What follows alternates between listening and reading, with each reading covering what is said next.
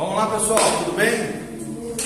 Essa é a nossa escola bíblica, né? Nosso encontro quinzenal, onde nós aprendemos mais de Deus. Queremos iniciar orando. Feche os seus olhos, coloque a mão no seu coraçãozinho. Vamos orar diante do Senhor. Pai, nós estamos aqui na Tua presença gloriosa, nos colocamos debaixo do Teu cuidado, da Tua graça, da Tua unção e do Teu amor. Pai, ó Deus, se alguém precisa mudar, esse alguém somos nós.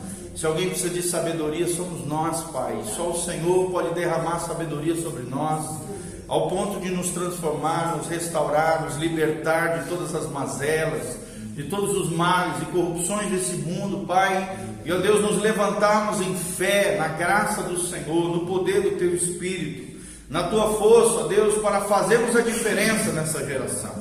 Usa cada um desses aluninhos, ó Deus, derrama graça, conhecimento, percepção do mundo espiritual, Pai, vidas bem resolvidas no Senhor, vidas sadias, vidas equilibradas, vidas abençoadas, para o louvor e glória do Teu nome. Aqueles que vão nos assistir também pela internet, sejam abençoados em nome de Jesus, amém e amém. Então nós vamos ler como texto-chave, nós estamos falando acerca da diferença entre arrebatamento do Espírito e projeção astral. Arrebatamento do Espírito é de Deus, sim ou não? Sim. E a projeção astral? Não. A projeção astral é quando o bruxo, o feiticeiro, sai do seu corpo através de poderes demoníacos, malignos, e vai em determinado lugar observar pessoas, fazer o mal contra alguém. Ele sai do seu corpo de maneira sobrenatural, e faz o mal contra as outras pessoas. Enquanto que o arrebatamento no Espírito é Deus que nos leva a uma outra dimensão espiritual, porque quer nos revelar algo, quer nos dar uma visão profética. Por exemplo, no caso aqui de Paulo, que nós vamos ler hoje aqui, é o nosso texto-chave. No finalzinho aqui da apostila, página 63, nós vamos ver 2 Coríntios 12, 2, tá? Que fala bem o que é o arrebatamento de Espírito. Aqui quem está falando é o apóstolo Paulo. Ele teve essa experiência sobrenatural que veio de Deus, que não tem nada a ver com o inimigo das nossas almas. Foi Deus quem o levou ao terceiro céu. E nós vamos aprender, está aqui na apostila, página 63, bem no meio ali, no finalzinho da apostila, o último versículo citado. Nós vamos começar a partir dele hoje aqui, tá bom? Paulo diz assim: conheço um homem em Cristo, está falando dele mesmo, de maneira humilde, para também não ficar se achando. Conheço um homem em Cristo que há 14 anos, aí entre parênteses a Bíblia diz: se no corpo não sei, se fora do corpo não sei, só Deus o sabe, que foi arrebatado até o terceiro céu. Nós aprendemos que existem 3 céus. Existe o primeiro céu, que é o céu visível, que a Bíblia chama de firmamento. Existe um segundo céu, que é na Bíblia chamado de regiões celestiais, que é onde é travado a batalha espiritual. E existe um terceiro céu, que é o que geralmente a gente conhece como céu, lar celestial, o lugar onde Deus habita, Também é conhecido como a morada do Altíssimo, o regaço de Deus, o seio de Abraão, o paraíso. Tem diversos nomes, Mas quando a Bíblia se refere aqui ao terceiro céu, Paulo teve esse arrebatamento de Espírito. Não só Paulo, o apóstolo João, está aqui em Apocalipse 4:2, ele diz: imediatamente fui arrebatado em Espírito, e eis que um trono estava posto no céu, e um assentado sobre o trono. Quem é que estava sentado aqui no trono? Jesus. Então ele teve essa experiência sobrenatural de ir até o céu e ter uma visão celestial extraordinária. Imagina você tendo uma experiência dessa. Com certeza você nunca mais seria o mesmo, não é verdade? E Deus é soberano, Ele pode dar essa experiência a qualquer crente que Ele quiser, tá? Eu nunca tive essa experiência, provavelmente também vocês não, Mas Deus é soberano. Se um dia Ele quiser nos levar uma experiência assim, sobrenatural, Ele pode, Ele tem poder. Amém? Todo mundo entendeu então? Entre a diferença Uma é a falsificação diabólica, projeção astral, cuja fonte de poder são os demônios. E a outra é espiritual, é divina, o poder de Deus operando o arrebatamento de espírito. Fala comigo, arrebatamento de espírito. Vem de Deus. Já a projeção astral, que é uma falsificação diabólica, vem de forças demoníacas. E é para causar um mal a outras pessoas. Então aqui a fonte de poder mostra a diferenciação entre os dois. Outra coisa, o propósito da manifestação sobrenatural também. Uma é para causar o mal, espionar a vida das pessoas, prejudicar as pessoas.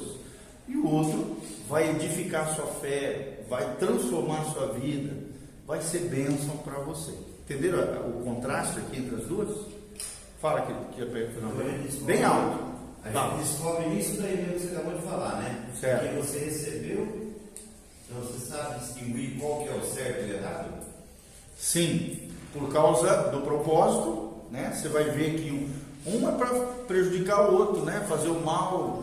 E outra coisa, você vai perceber qual é a fonte de poder, né? A fonte de poder, no caso aqui nós aprendemos que existem 3 fontes de poder. Quais são as 3 fontes de poder? Eu falei várias vezes para vocês. Primeiro, é divina, Deus. Segunda, a alma humana, poder latente da alma. E a terceira, Satanás e seus demônios.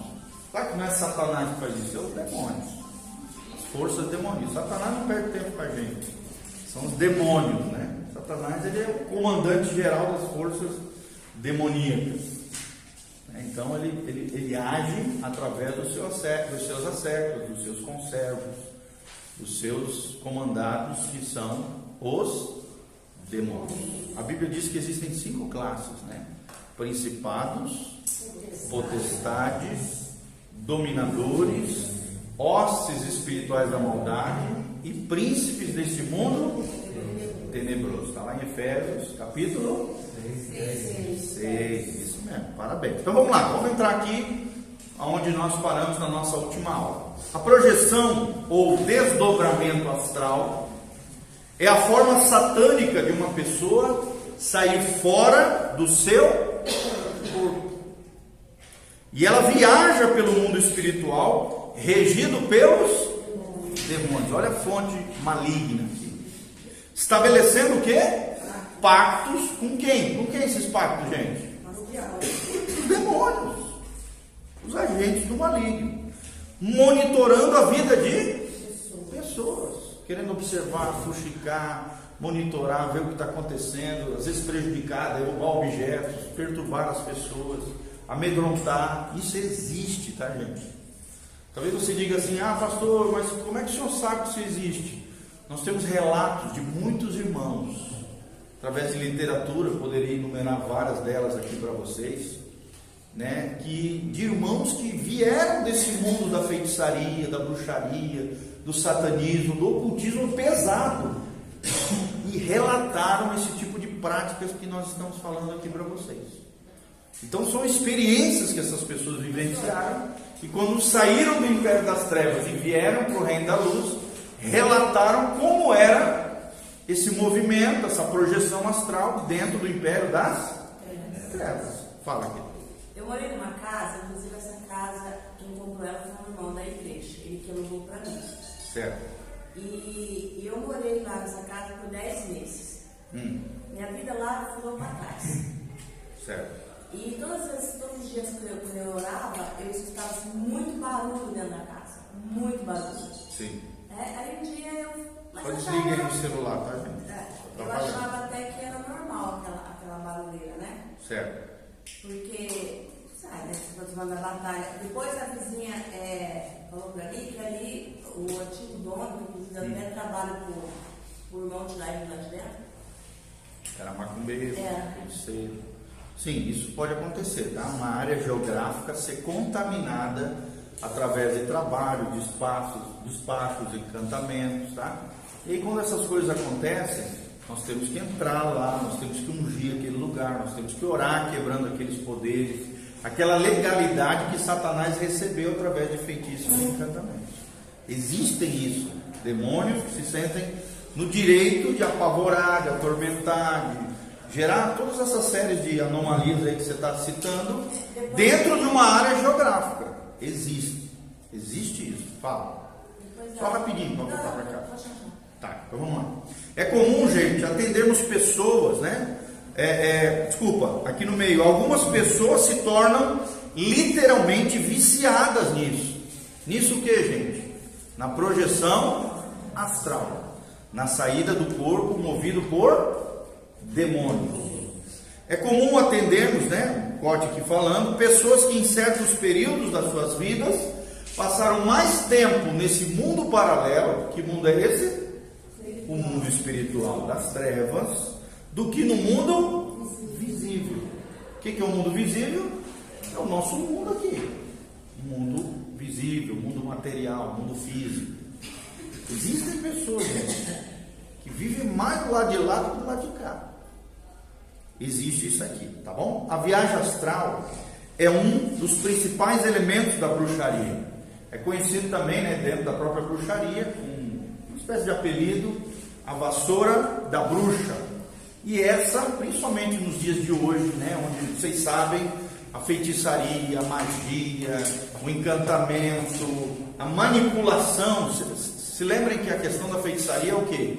A idolatria pelo poder. Fala comigo. Feitiçaria é a idolatria pelo poder. É a sedução do poder. Vocês se lembram do Simão mágico lá que nós já falamos? Então esse é o problema. Pessoas que gostam de manipulação, que gostam, né, de lidar com o poder, de ter esse poder, entre aspas, sobrenatural, adoram isso. E hoje mais do que nunca, né, com os homens hoje cada vez mais soberbos, arrogantes, ego inflamado, né, todo mundo querendo dominar sobre todo mundo, exaltação da promoção humana como nunca antes. Então a feitiçaria está deitando e rolando, o esoterismo, o misticismo, nova era, todo esse movimento mundial que está promovendo a feitiçaria. Você vê na mídia, você vê nas séries de TV, né, pintando às vezes a feitiçaria, o encantamento, a bruxaria como algo bonito. Sim ou não? Como algo legal, atraente, não tem nada de mal, papapá. É tudo balela, gente. Tem exemplo disso, né? É coisa de Satanás. É a grande moda do momento. E é perigosíssimo. Nós estamos falando de envolvimento profundo, de pactos, como nós falamos aqui, com demônios. Conversando, né, aqui o Cote relatando suas experiências como uma pastora, ela começou a me relatar algo que estava acontecendo na sua igreja. Frequentemente algumas pessoas se reuniam para uma espécie de vigília, e a questão é que o foco dessas vigílias era apenas induzir as pessoas a experiências de arrebatamento. Na verdade, ela estava um pouco frustrada porque nas vezes que participou, ela não conseguiu ter nenhum tipo de experiência sobrenatural. Gente, eu pergunto para vocês, esse negócio de arrebatamento de espírito, o homem pode produzir isso, gente? Não. O arrebatamento de espírito é produzido pelo próprio Deus. Eu já falei para vocês aqui, é um ato soberano de quem? De Deus. Eu não posso produzir isso, vocês não podem produzir isso. Toda tentativa humana de entrar nesse mundo sobrenatural ou é do poder latente da alma, ou então, geralmente, como aqui nesse caso, esse exemplo, em nome de uma vigília, de uma reunião de oração, que estava sendo incentivado esse tipo de prática, chamado de arrebatamento, só que não era. Nós vamos ver aqui embaixo. Então, pode dizendo aqui, né? Perguntei então como é que isso acontecia. Era mais ou menos assim. O líder falava para as pessoas se deitarem no chão, começava a levar o grupo a um processo de relaxamento. Olha só, falando para deixarem a imaginação fluir. Olha aí. Depois ele ia induzindo uma espécie de visualização espiritual. Visualização espiritual. Visualize isso, visualize aquilo, visualize que você está em determinado lugar, assim, assim. E muitos se embalavam nessas diferentes experiências de projeção. Olha o que estava acontecendo, gente. em nome de uma manifestação sobrenatural, em nome de um arrebatamento, as pessoas estavam sendo induzidas por demônios, por espíritos de engano.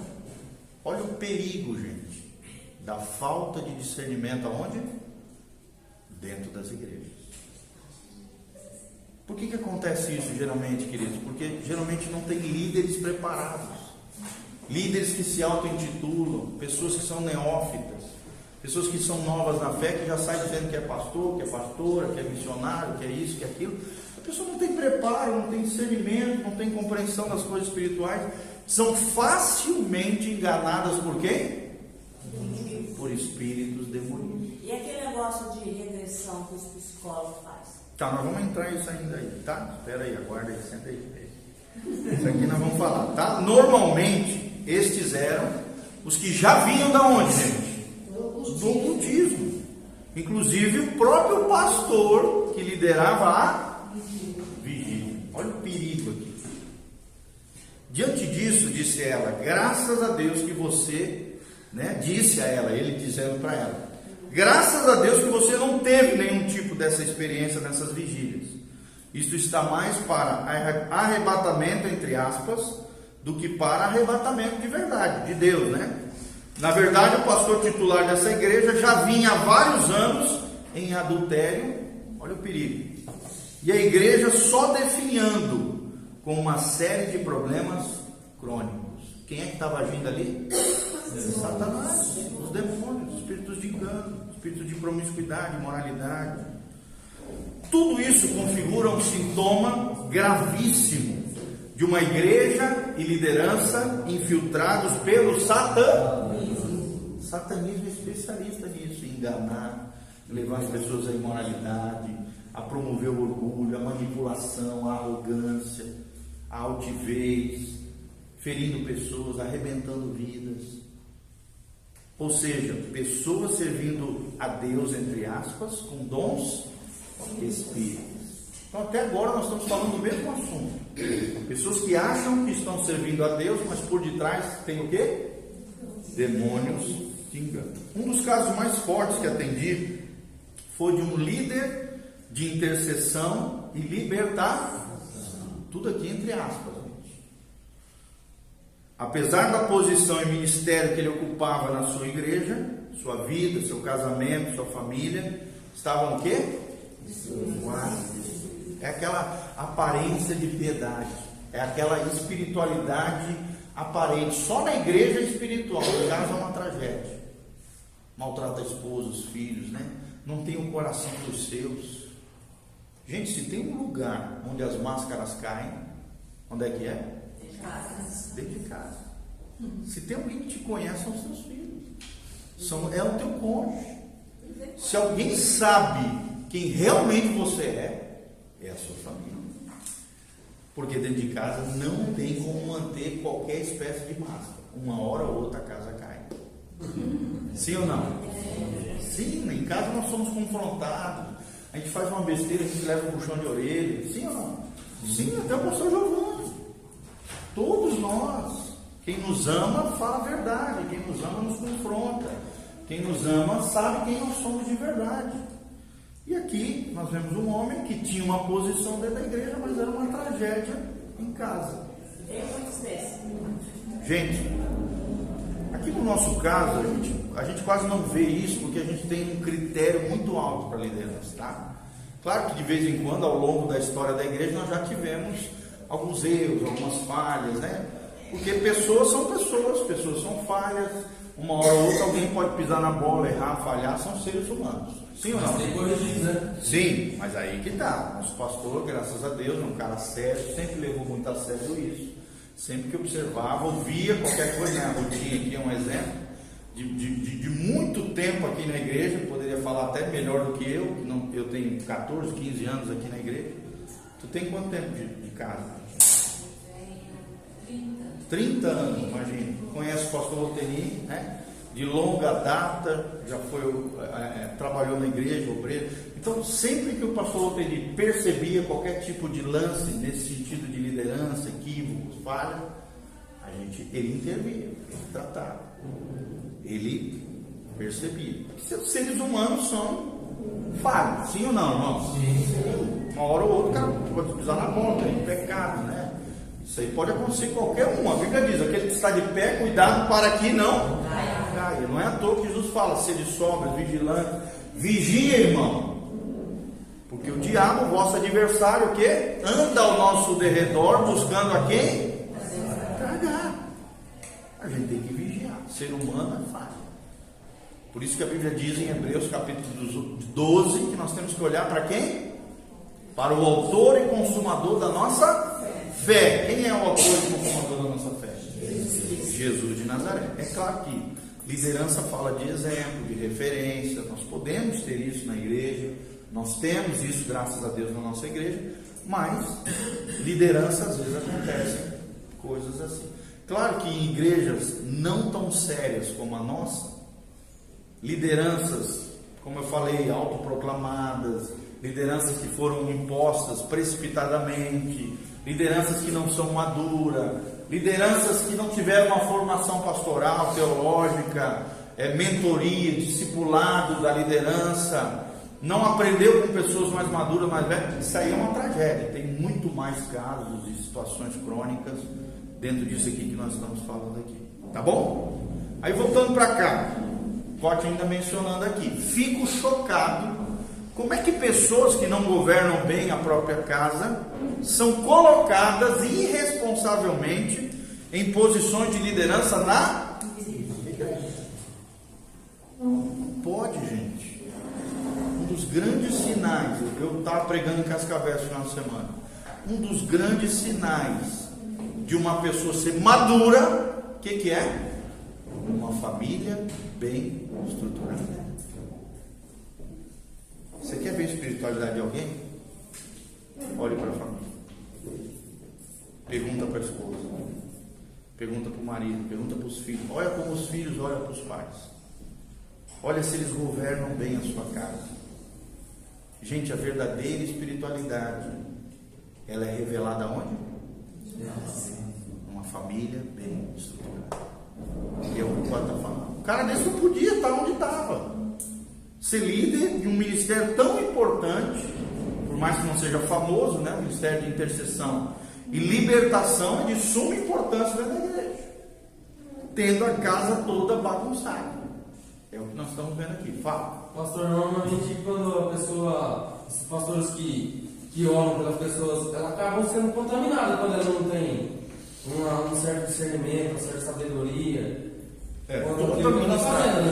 Toda ministração por alguém, vamos dizer assim, assolado por espíritos de engano, corrupção, pecados ilícitos, coisas horrendas, querendo ou não, as ministrações sobre pessoas, acontece pelo menos certa influência negativa, ruim. Não é que, claro que se quem está recebendo a oração não sabe do fato, né, é um crente genuíno, cheio do Espírito Santo, obviamente Deus vai protegê-lo, Deus vai guardá-lo. Mas querendo ou não, de maneira geral, a nível de igreja, vai ter contaminação espiritual, obviamente, né? É igual, por exemplo, vamos dar uma ilustração disso. É igual você pegar um copo sujo e jogar água e depois colocar no outro copo limpo. O que vai acontecer? A água que vai entrar no copo limpo vai estar suja. Então não tem como uma pessoa suja, debaixo de sujeira, não ministrar sujando. Tanto a ministração em si, como de alguma maneira afetando outras pessoas, por mais limpas que elas estejam. Vai sujar. Porque aquilo que está saindo da pessoa está sujo. Como esse exemplo do copo sujo aí que eu citei para vocês. Tá bom? Deu para entender? Então, ele